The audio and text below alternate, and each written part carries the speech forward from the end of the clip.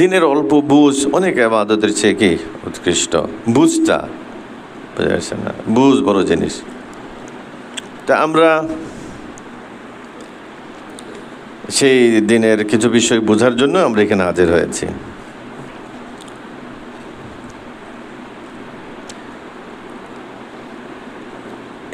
বুঝের ক্ষেত্রে একটি কথা আমাদের সামনের জন্য আল্লাহ যদি তৌফিক দান করেন মনে রাখার জন্য বলা, বুঝ আমাদের ধীরে ধীরে তৈরি হয়, একসাথে হয় না, ঠিক আছে না?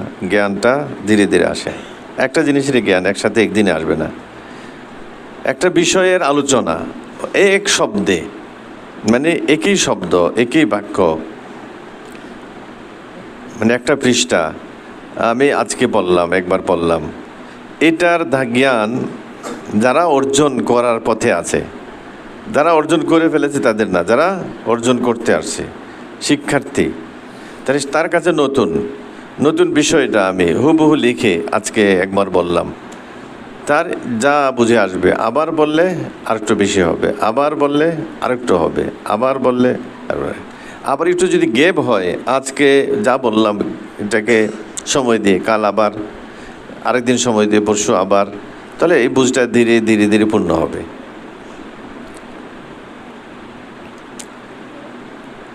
একদিনে কিন্তু প্রথমবারে সে কত মোটেই বুঝবে না, এটা কোনো দিন সম্ভব না। কোনো বিষয় একবারে বুঝবে এটা হয় না মানুষের, বিশেষ করে যারা প্রাথমিক পর্যায়ে থাকে, শিক্ষার্থী থাকে, একবারে বুঝে আসে না।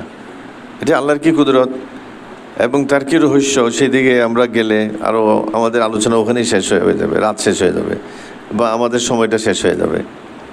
সেটা আমরা বাস্তবতার আলোকে বুঝি, দর্শনের আলোকে না। একটা বাস্তবতা দেখি, যা দেখি তাই, আর তার কার্যকারণ, এটা হলো দার্শনিক আলোচনা, ওইদিকে আমরা গেলাম না। আমরা দেখি যে বাচ্চারা যে কথা বলে আমাদের সাথে, ছোট বাচ্চা, সে আমাদের কথাগুলি সকালে ঘুম থেকে উঠে শুনতে থাকে, কিন্তু সে বলতে পারে না।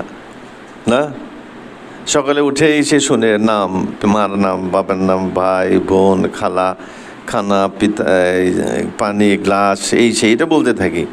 সে প্রথম দিন পারে না, একটু একটু কী জানি বলতে চায়, অর্ধেক হয় অর্ধেক হয় না। এরকম মাসকে মাস যায়, 1 মাস 2 মাসের পরে একটু বলতে শুরু করে, আরও 1-2 মাস গেলে আরেকটু বলতে শুরু করে, কিন্তু কথা কিন্তু একটাই শুনে, একটা না, এই 4-5টা জিনিস, 10-20টা জিনিসই তো ঘরে, এগুলিই সে বলতে শিখে, কিন্তু কতবার শুনতে হয় তার, একদিনে হয়ে যায় না, তাই না?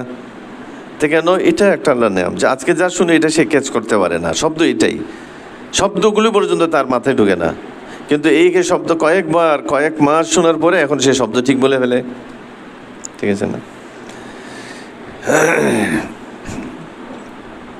এই সাধারণ ছোট ছোট শব্দ, বস্তুর নামগুলো তার বলতে সময় লাগে, তো অনেক সময় লাগে। আচ্ছা, এর চেয়ে আরও পরিষ্কার উদাহরণ, আমরা যখন বাচ্চাকে নিয়ে ক, খ, গ, গ, স, এ, বি, সি, ডি, আলিফ, বা তা শিখাইতে শুরু করি, তাহলে শব্দটাতে তাকে বলাই হলো, সে তো ঘর থেকে শিখেই আসছে, অনেক কথা বলতে পারে, কথা বলতে, কিন্তু এখন এই শব্দগুলো একবার বললে কি সে পারে?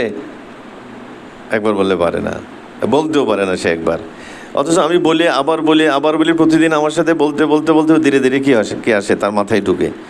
তো শব্দ কিন্তু একটাই, আজকে যেটা বললাম সেটা তার মাথায় নাই, মানে একদম নাই যে তা না, পরিপূর্ণ আছে তাও না, মানে একটা কি জানি আবসা একটা জিনিস তার মাথার মাঝে ঢুকে, কিন্তু সে আর উচ্চারণ করতে পারে না। কালকে আরেকটু পরিষ্কার হয়, এরপর আরেকটু পরিষ্কার হয়, একদিনকে সে কয় বলে ফেলে, হয়তো প্রথম যখন বলে উল্টাপাল্টা বলে, পরিষ্কার হয় না, আরেকদিন আরেকটু পরিষ্কার, পরে একদম স্পষ্ট করে আমার মতোই বলে, কিন্তু অনেকদিন যাওয়ার পরেই আমার মতো বলে সে।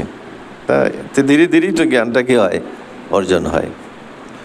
পরে এরপরে যদি আরও আগায়, একই কথা, অঙ্ক, তারে অঙ্ক যখন শিখাইতে শুরু করি কি অবস্থা হয়, একটা জিনিসই তারে বারবার বলি, 10 বারের পরে যেটা শুনে 10 বার আগেও এটা শুনছে, কিন্তু প্রথমবারে পারে নাই, 10 বারের পরে কি পারে, বা 100 বারের পরে পারে। তো কী হলো বিষয়টা? একটা জিনিস 100 বার, তা একবারে শিখে না 100 বারে, তাহলে প্রথমবার কি শিখলো সে? ওখান থেকে একটা সামান্য অংশ তার মাথায় ঢুকছে, বাকিটা ঢুকে নেই।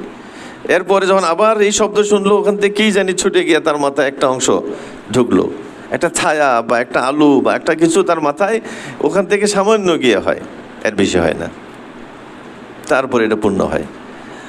আমি একটা উদাহরণ দিই, কি জানি আমি এই যে, হ্যাঁ, আগে যে করতো, প্রেস ছিল, অক্ষর ছিল সেখানে, না, এখানে বিভিন্ন অক্ষর এবং বিভিন্ন রং, এই যে প্রেসে দেওয়া হইতো, অক্ষরগুলিতে একটা কালি আসতো, একটু কি ছাপ আসতো, কিন্তু অক্ষর পরিষ্কার না। এরপরে আরেক ঘোরানে আরেকটা আসতো, আরেকটার পরে আরেকটা আসতো, পরে গিয়ে দেখা গেল যে কি আমার সোনার বাংলা সুন্দর হয়ে গেছে। কথা বুঝে নাই মনে হয়? ওই ছাপার অক্ষরগুলি কার মাথায় আছে? যে ছাপাখানায় তৈরি হইতো, এক ছাপ দিয়ে আসে, অস্পষ্ট কিছু দাগ পরে, অনেক কিছুই থাকে না। আরেকটা ছাপে আরেকটু দাগ আসে, আরেকটা ছাপে আরেকটা আসে, পরে কি হয়ে যায়, একদম একটা কবিতা হয়ে যায়, লেখাগুলি স্পষ্ট হয়ে যায়, সুন্দর হয়ে যায়, লাল নীল সহ বিভিন্ন রঙের লেখা একটা তৈরি হয়ে যায়। আমরা দেখি নাই? মনে হয় মাথায় এরকম যা শব্দ সে উড়ে যায়, একটা ধাক্কা দিয়ে যায়, এখানে একটা ছাপ রেখে যায়, কিন্তু স্পষ্ট, এটা সে আর উপলব্ধি করতে পারে না। আবার শুনে ধীরে ধীরে ধীরে এক সময় এটা এমন হয়ে যায় লেখার মতো পরিষ্কার হয়ে যায়, স্পষ্ট হয়ে যায়। এখন সে শুনে এটা মাথায় ঢুকে যায়, মুখে তার প্রকাশ পায়, লেখাও প্রকাশ পায়। লেখার উদাহরণ দিতে পারি, আমি লিখলাম, সে দেখে দেখে আর পারে না, আমার লেখো পারে না, আমার লেখো পারে না, একবারে শেষে পেরে যায়। আমরা যদি চিন্তা করি ওই শেষ বারটাই যদি তারে আমি বলতাম, তো একবারই হয়ে যেত। কি বলেন এরকম? তো শেষবার কোনটা আমরা বের করবেন? যে শেষ যে দাগটা দিলাম, আর শেষবার যে দাগটা দিল, ওখানেই তো আলিফটা হয়ে গেল বা এটা হয়ে গেল, এর আগেগুলি সব বেকার মনে হয়। তাই এরকম শেষবারে পারবো আমরা? এরকম শেষবারই ঠিক করতে পারবো না। এই ঘষে ঘষে ঘষে তার আসলে এখানে ঘষে মাথায়, কিন্তু এটার কি হয়, দাগ হয়। সে লেখে সিলেটে, দাগটা হয় কোথায়? মাথায়। এটা ঠিক না? পরে হাত দিয়ে কি হয়, বের হয়। এই মাথায় দাগ আসতে একবারে দাগটা বসে না, একবার দেই কিছু থাকে আর বাকিটা চলে যায়, আবার আবার আবার। তো জ্ঞানগুলো শিক্ষার্থী যারা, তারা প্রাথমিক স্তরে যারা, তারা একসাথে আয়ত্ত করতে পারে না। একই কথা আবার শুনতে হবে, আবার শুনতে হবে, আবার শুনতে হবে, কিন্তু মাথা কাজ করতে থাকে, চিন্তা করতে থাকে, দাগ নিতে থাকে, সে গ্রহণ করতে থাকে, প্রভাবিত হইতে থাকে। একসময় এটা ছাপের মতো বসে যায়। হ্যাঁ, এটা নিয়ম কিসের? কোনো কিছু অর্জন করার। এটাও একটা পরিষ্কার হলো। তাহলে আমাদের সামনে যদি আলোচনা আল্লাহ অব্যাহত রাখার তৌফিক দান করেন, তাহলে এটাও আমাদের মাথায় থাকতে হবে যে আমাদের এই আলোচনাগুলি আবার আসবে, প্রয়োজনে আবার আসবে, একসময় কি এগুলি পরিষ্কার হবে। আচ্ছা, এটা শুধু কথাই না, এটা দীর্ঘ একটা অভিজ্ঞতার ফসল। আমার কাছে কিছু তালেব ইলম আছেন, তারা 2 বছর ইফতা পড়ে, সাধারণত 1 বছর থাকে, অনেক ক্ষেত্রে 2 বছর কম, 2 বছরের পরে তো আর থাকেই না। কিন্তু এই আমার বা আমাদের একটা ছিল যে না, এতে হয় না, 2 বছরে হয় না, তাদের আরও সময় দেওয়া দরকার। উৎসাহিত করতাম, কেউ 1 জন 2 জন 3 জন এভাবে থাকতে থাকতে এই বছর আলহামদুলিল্লাহ অনেক আছেন এখন। তো 2য় বছর, 3য় বছর, 4র্থ বছর পর্যন্ত তারা থাকেন, কিন্তু তারাই উপলব্ধি করে যে আগের আর এখনের বুঝের কি হয়ে গেছে, অনেক পরিবর্তন হয়ে গেছে। অথচ কথাগুলো কি কাছাকাছি একই, ইমানের কথা একই থাকে, কিন্তু বুঝের পরিবর্তন হয়। তো সেই সূত্রে এই কথাগুলি বললাম।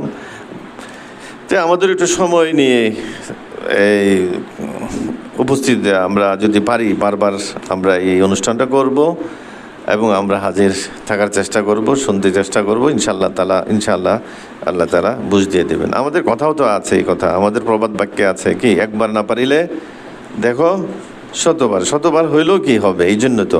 আর নাই হইলে তাহলে এই কথাটা আসতো না আমাদের সামনে। যারা উচ্চ পর্যায়ে আছে তাদেরও লাগে। তারা কি করে জানেন? তারা গবেষণা করে, চিন্তা করে, 1 দিন 2 দিন 3 দিন 5 দিন, 1 বছর 2 বছর 3 বছর, হঠাৎ করে একটা জিনিস পায় না। এমন যদি চিন্তা করে যে আমি এতদিন মেহনত বেকার করলাম, আজকে এই এত বছর 5 বছর মেহনত না করে খাওয়া দাওয়া ঘোরাফেরা করতাম, আর আজকে যদি এখানে এসে গবেষণা করতাম, চিন্তা করতাম, তাহলে সব সমাধান হয়ে যেত। আমি এত বছর পর্যন্ত এর পিছনে মেহনত করে খাওয়া, ঘুম, আয়েশ, আরাম সব নষ্ট করতাম, বিসর্জন দিলাম, বেকার। এই দিনটার কথা আমার জানা থাকতো, তাহলে এই দিন আমি বসতাম, তো সব সমাধান হয়ে যেত। হ্যাঁ, কি খেয়াল হবে এটা? না, আজকের দিনটা আসছে পিছনের দিনগুলির কারণে, তাই না? যাই হোক, তো ধারণা পরিষ্কারের জন্য লম্বা সময়ের প্রয়োজন হয় না।